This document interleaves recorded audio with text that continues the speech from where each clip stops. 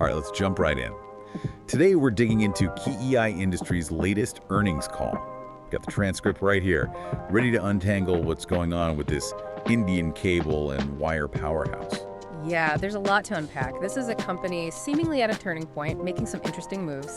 Moves that I think tell us a lot about their strategy going forward. It really seems that way. At first glance, things look great, right? They posted a 17% jump in sales.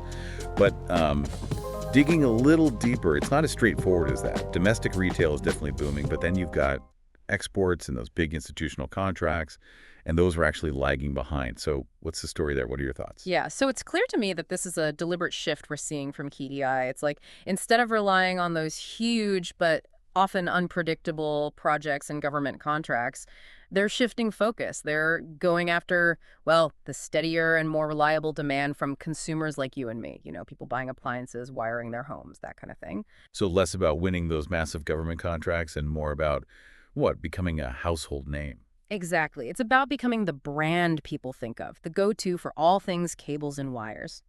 Now, this comes with its own set of advantages and challenges, of course. The positive. It generally means a more predictable revenue stream. And look, let's be honest, the global economy is, well, it's a bit shaky right now. So reducing their reliance on exports, that might be a very strategic move to ride out any potential storms. Right. Makes them less vulnerable to those global economic swings, for sure.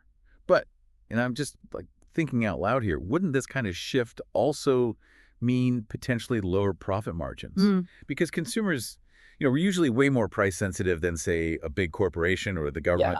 Yeah, that's the balancing act that KEI is trying to manage right now. It's a trade-off. They're banking on higher volume in the retail market to make up for potentially thinner margins on each individual sale. And this actually leads us directly into their expansion plans.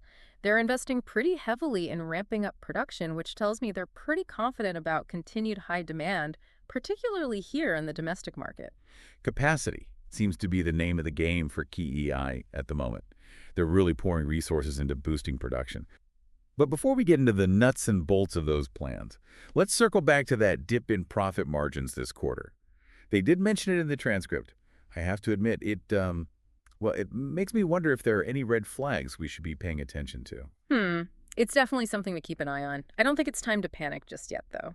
Remember how we've been talking about the fluctuations in those raw material prices? Copper, aluminum, all the essential ingredients for cables. Oh, right. They've been all over the place lately. So this dip in profit margin, it could just be a temporary blip because of those price swings, not necessarily, a sign of deeper trouble. Okay, so more of a bump in the road than a dead end. Yeah. That is reassuring. But it does sound like a lot is riding on this bet they're making on domestic demand. And if they're ramping up production like this, well, they're going to need those customers to really justify it. Absolutely. And, this brings us to what I think is one of the most intriguing parts of this whole earnings call.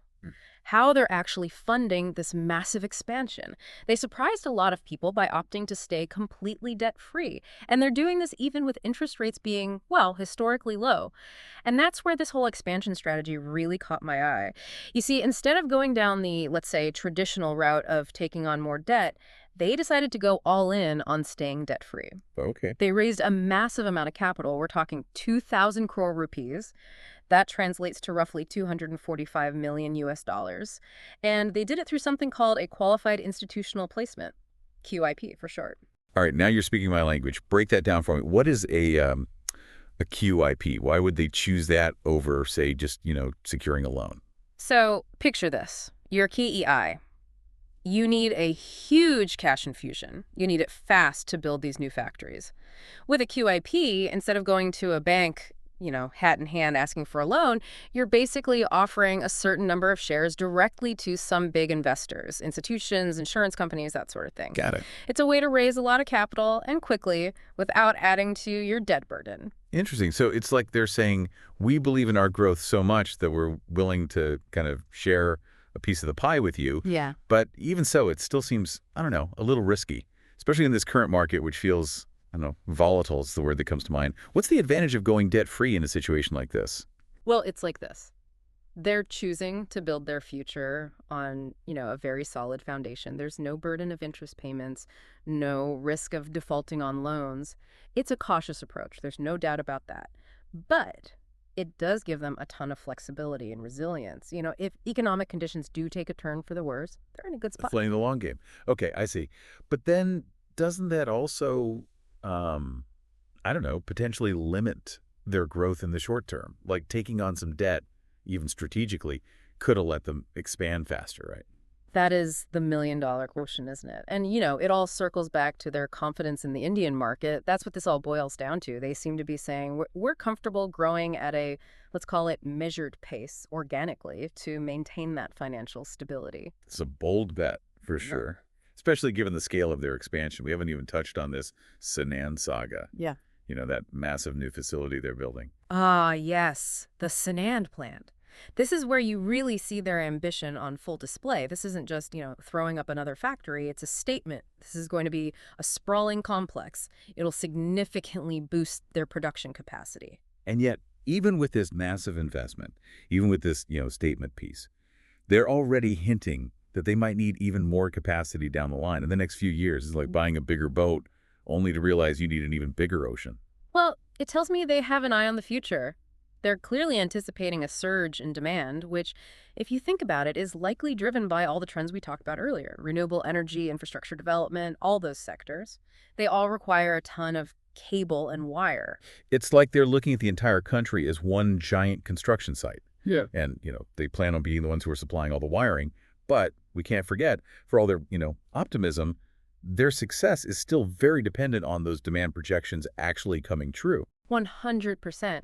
And you know what else I found really interesting? Their explanation for the downturn in exports. It felt, and I don't know if you agree, but it felt a little vague. You know what? Now that you mention it, yeah. It did seem like they kind of glossed over that whole thing. They just sort of pointed at global economics. Right. But I get the feeling there might be more to the story. It did feel like they were kind of tiptoeing around that whole export thing. It's like they dropped a single breadcrumb about global economics and then just moved on. But maybe there's a whole trail of breadcrumbs there, right? Like maybe this points to a bigger shift in strategy that we haven't fully uncovered yet. Yeah, that's the real question, isn't it? Are they, and I'm just speculating here, but are they intentionally pulling back from that international market? Are they deliberately choosing to double down on, all that booming domestic demand that we were just talking about? Definitely something to watch in the next few quarters, see how things develop. So instead of chasing those often riskier overseas contracts, they're going all in on being like the go-to cable supplier for India's growth, for this whole, you know, India story that's unfolding. And, well, they certainly didn't shy away from mentioning those renewable energy projects, the infrastructure upgrades, even all those data centers popping up. They need cables, too. They made sure we knew that. Absolutely. Imagine that for a second. KEI, right at the center of India's push for all this sustainable energy, supplying the cables that are going to power those huge solar farms, the wind turbine fields, and then, of course, there's that massive infrastructure boom that's happening. Everything. We're talking new highways, high-speed rail lines, data centers, enough to store information for 1 billion people, and all of that. All of that requires one key ingredient: cables, and lots of them. It's like they're literally, I don't know, weaving the nervous system of a modernizing nation. And if they get this right, if they play this right, well, they could be the only game in town. But at the end of the day, it all hinges on their ability to actually execute on this vision they have, this grand vision, and to do it all, and I can't believe I'm saying this again, while remaining completely debt-free. Because that is something they would not stop talking about. It's true. It was a constant refrain throughout that entire earnings call, that commitment, almost an obsession with keeping a clean balance sheet. I think, honestly, it's like they were trying to send a very clear message, and that message was to investors. And the message was, I think, look, we are being financially responsible. We are being prudent, even in the face of all this, rapid expansion. And it's compelling. It really is. But there are risks, too, of course. What do you mean by that? What kind of risks? Okay, so let's just play this out, right? Imagine a scenario where a competitor, maybe one less concerned about, let's say, accruing debt, decides, you know what, we're going to undercut KEI. We're going to slash prices, or even bolder, we're going to expand even more aggressively.